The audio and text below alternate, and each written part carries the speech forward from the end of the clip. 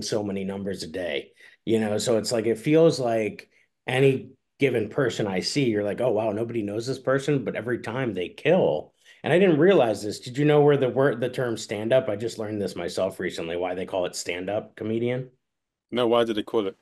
So I was reading a book. I think it might have been Jesse David Fox's book on the comedy book, and it was because back in the day, mobsters used to manage boxers, and they would call a boxer a stand-up boxer because he was reliable. And so then they started having comedians come to entertain them and their wives at dinner, and they would call them a stand-up comic because they could rely that they were always going to be funny and always get them to laugh. And so I think there's so many actual stand-up comedians within the Philly scene that like at any given moment, if you're in the right place at the right time and the right person sees you, who knows? I mean, there's some amazing talents. Like there's a buddy of mine, Jim Gillespie, who he and I started around the same time, but now he's like opening for Casey Rocket all over the country. Who Casey Rocket's blown up from Kill Tony. I don't know if you're familiar with him at all, but he's really caught fire. And they're just the zany, you don't know what's going to come next. I just love the diversity. So Jim Gillespie's huge. Rob Stant is another comedian who was. They were both semifinalists in Philly's Funniest, which is a contest that Helium holds every year. People like Shane Gillis have won it in the past. And so I think there's just such an open market for diverse people. We have this comedian called The Wid, and he's been around forever, and he's a prop comic. Think like Carrot Top. But this guy is so intelligent and so smart, and he comes with like a truckload of random things, and he can just turn them into jokes. So it's so interesting to see the diversity. I mean, funny's funny. So whether you're doing stuff like Casey Rocket and being zany, whether you're more calculated and anecdotal like I am, or whether you're like a prop comic like him, or even I've seen ventriloquist comics as well. So it's like it's so interesting to see the diversity. And I think there's just such talent that I think we're going to be seeing a lot. There's another comic, Naeem Ali, is one who's blowing up. Shane Gillis has sort of been really big in the scene, helping other people kind of get opportunities and come open for him. Or there was a big comedy festival in Las Vegas last week called Skankfest. And so I just saw a lot of people posting from the Philly scene who are out there and who are doing some big things. There's this podcast called Do Rag and the Deer Tag. They actually had this guy, Dr. Drew, who's like this famous sex therapist who had a show on MTV years ago, and he was on a podcast with them. I'm like, it's just amazing to see. Once opportunity happens, I think anybody in the scene is primed and ready to show what they got. Hmm. And what are you able to gig sort of like 7 times a week in Philadelphia? 100%. Yeah, absolutely. I will say Saturdays can be tricky, but so we have a Facebook group called the Philly Comedy Network, and it's a private group, but you can join and the admins will vet you and let you in. But there's a spreadsheet of everything that's by day of the week with all the info, which is great. I mean, now I will say like Sundays can be harder. Like Sunday, there's always one in Center City at Fergie's Pub, which is like a new material mic. And then like, but so it's like lighter on Sunday and Saturday. Actually, tonight's Friday. I had a gig and then it got canceled. So now I'm like, oh no, it's Friday. I need stage time. I actually am going to travel a little bit towards central Pennsylvania today, and there's a gig at this like bar that's really like an open mic, but there's nothing in the town. So like the bar will be packed with people, and it'll be a great. I actually grew so much as a young comic going there. So I'm going to drive up there tonight and do some time. So yeah, that you can get time any day. You could hit on like a Tuesday, Wednesday, Thursday, Monday. You could hit 3, 4 mics in a night. They've done a really good job of people in the scene saying, "Oh, okay, I'll have my mic here, so you can go here. If you go early on the list, you can get here."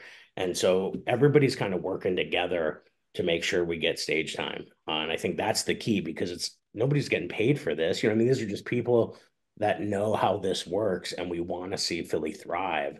So we're just playing together to create the opportunity. So even though this stand up seems like an individual sport, we're playing it like a team here.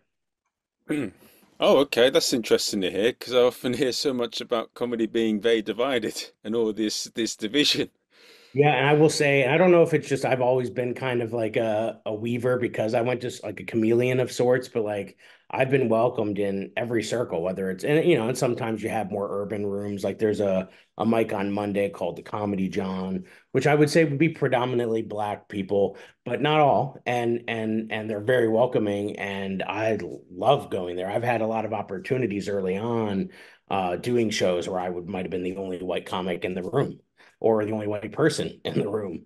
And like that interchange now where we've come as a country with that is beautiful because I mean I don't know I don't want to say this is racist, but there's nothing like a black woman's laugh. Like I mean when you get a Whoa!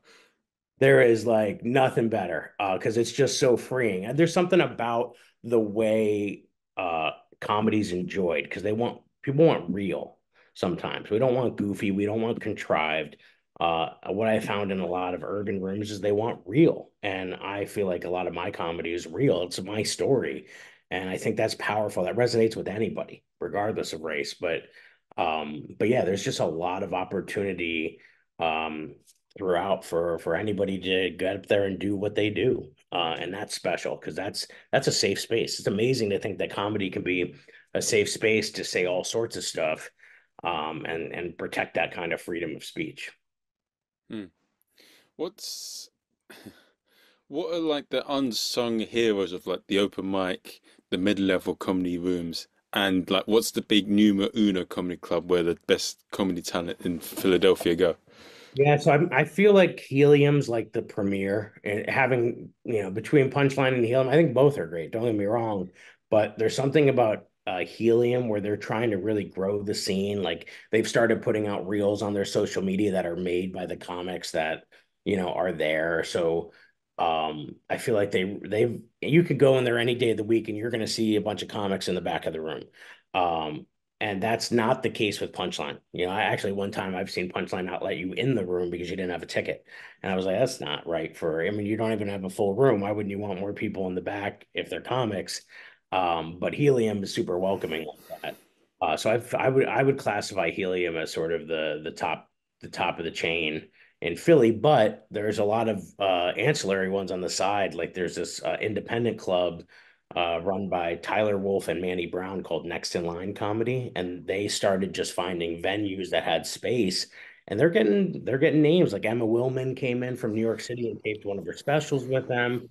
Carrie Fian has been there, so they've been getting some very up and coming New York City talent to come in as well and kind of mix into the Philly scene and get a buzz. So that's kind of exciting to see too. So I think there's been a lot of crossover between Philly and New York now. There's been some comics from Philly that have gone to New York, but then they still stay in relation. So you'll see, a buddy of mine just had a show at Punchline called Friends from New York.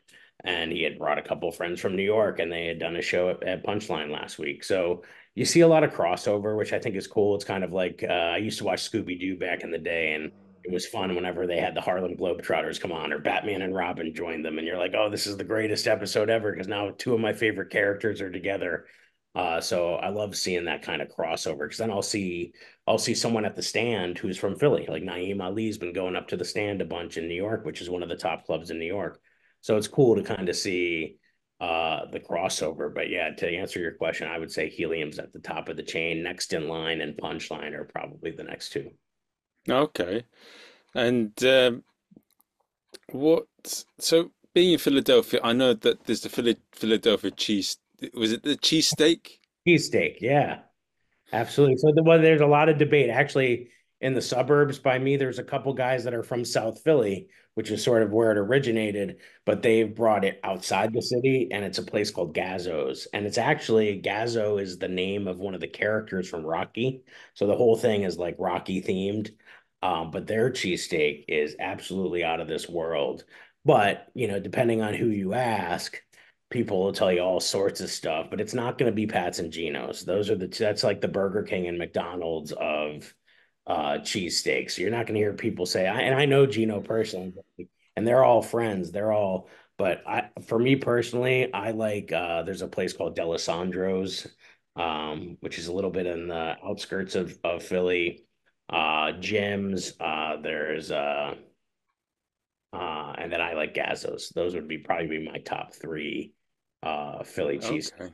But it's a big debate. I mean, it is, there are constantly debates and votes. And, people get very excited about their cheesesteak and which place has the best roll and all of that. And listen, we actually had a cheesesteak festival a couple years right before the pandemic at the Philadelphia Stadium, and everybody brought their version.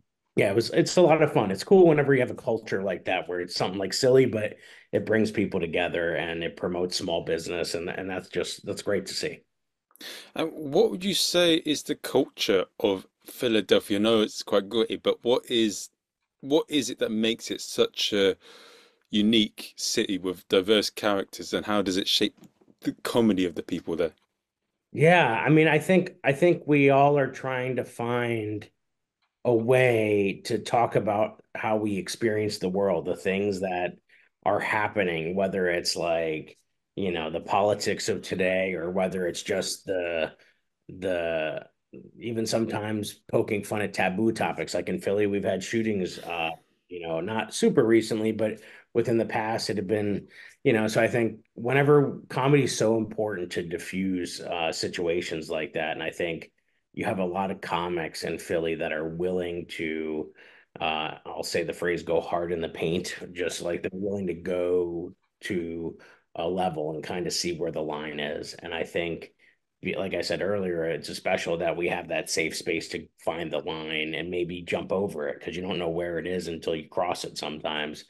And I think there's a lot of space in Philly to do that. Whereas from what I've heard in like LA or Chicago, like you can say a certain word that might turn a whole crowd against you. I don't see a lot of that in Philly, unless it's, I don't know. I did see somebody once struggle in a crowd when they talked about like police brutality or something like that. But for the most part, you're kind of free to talk about whatever. I think that's what I've seen in Philly that maybe some places like LA and Chicago don't have is a space to maybe say some of those things or test the waters.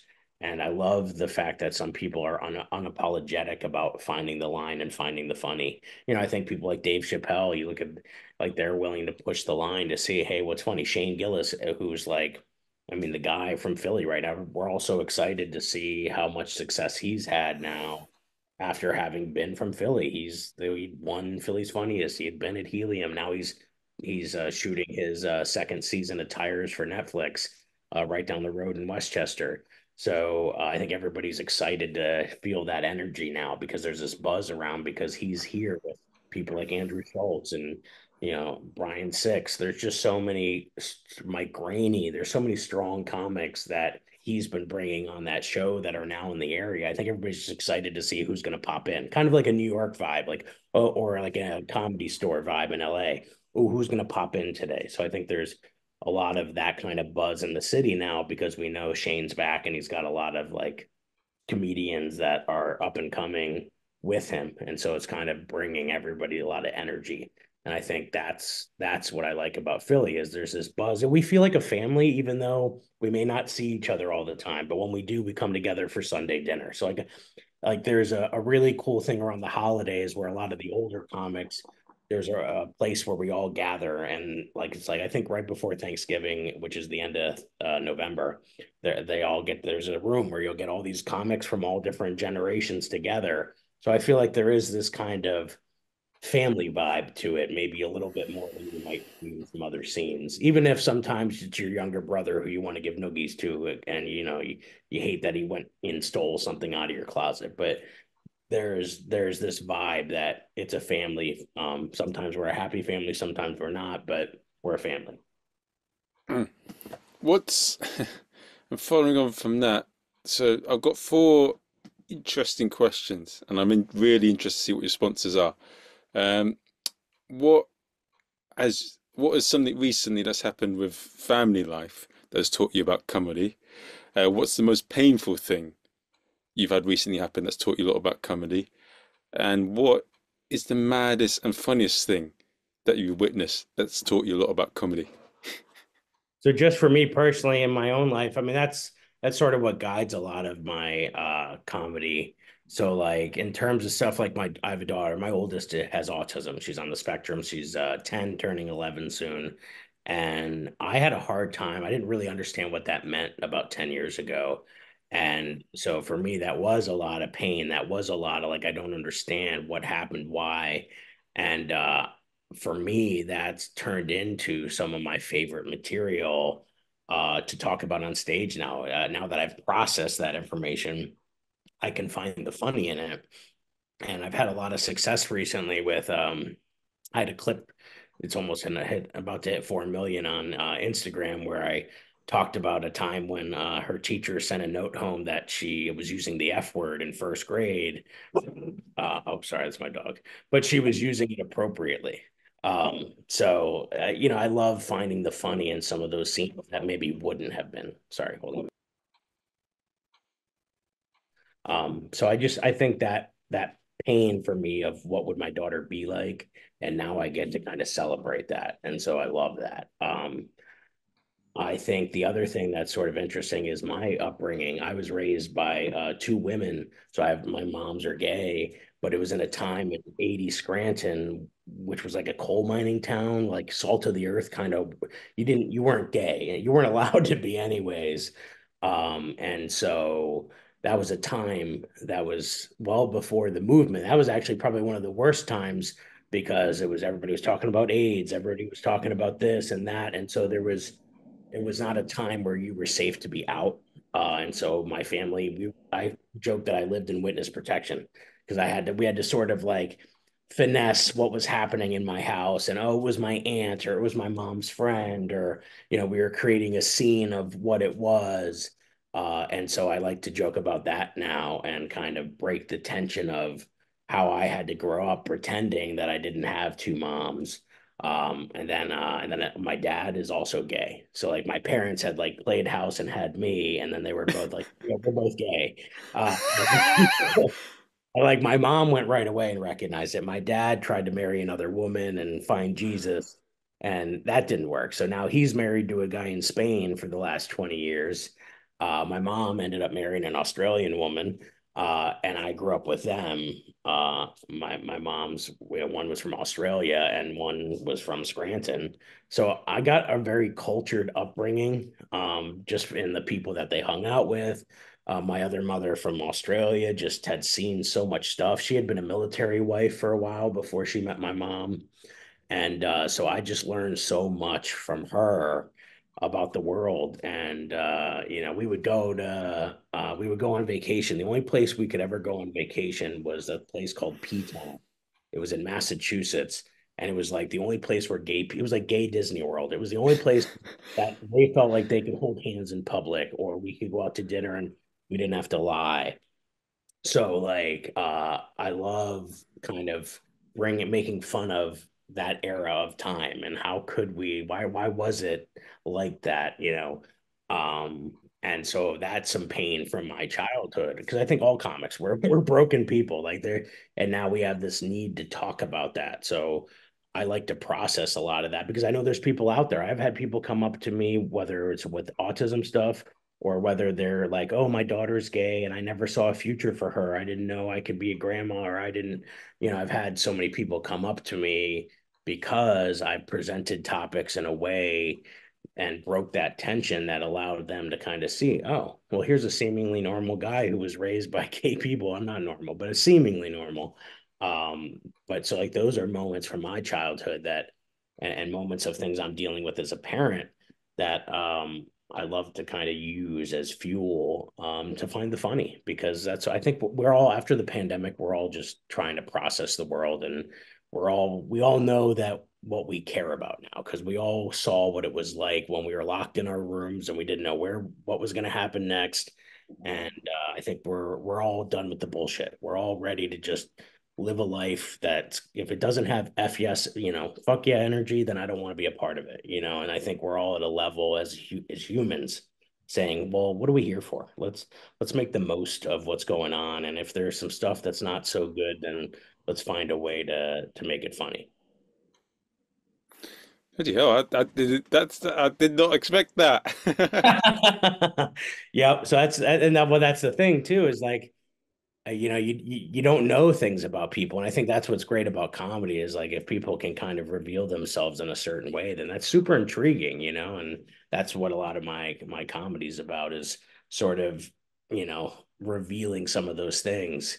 Because I always thought that about people when they found out if they found out my mom was gay, like what her pancakes weren't going to taste good anymore. Like what do like what was going to happen? I was so worried when I would have sleepovers that God love them, they would stay in separate rooms. We had a guest room, so we would pretend one of the guest rooms was one of their bedrooms, and we had such a charade we had to put on, for so many years that uh now I look back on it, I'm like, that was so silly. Like, what nobody like, because now nobody cares. I'm like, my daughter came home. My other daughter's in second grade. She's like, oh yeah, Kyle has two dads. I'm like, you can't.